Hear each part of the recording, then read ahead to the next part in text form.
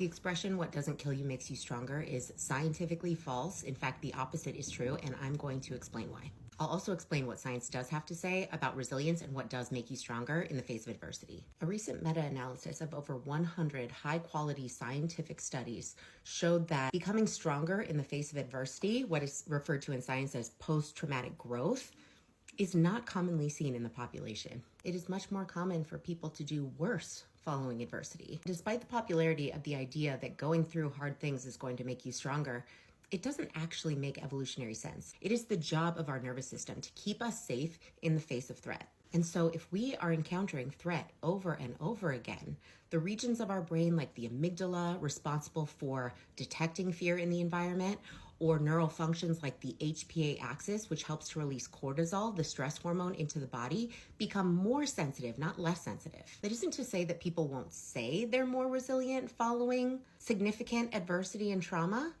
but their neurobiology will say otherwise. Take war veterans, for example. Are they coming back from the war stronger and more robust than they were when they went in? Usually not. They're coming back more sensitive and more vigilant to danger in their environment. For the most part, their physical health, their mental health, their sense of spirituality, their sense of self-esteem drop. And these are the effects of a nervous system that has become more sensitive, not less sensitive to danger in the environment.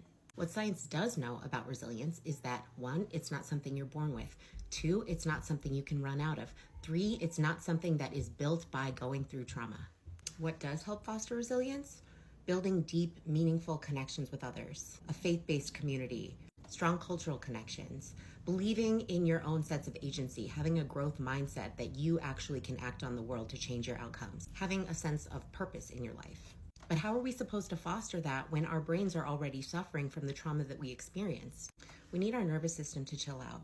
And the most common ways that people are able to achieve that is through exercise, mindfulness, meditation, a healthy diet, everything everybody hates to hear. But those aren't the only ways. What we're trying to do essentially is engage the parasympathetic nervous system, which is essentially the balance to the fight or flight response.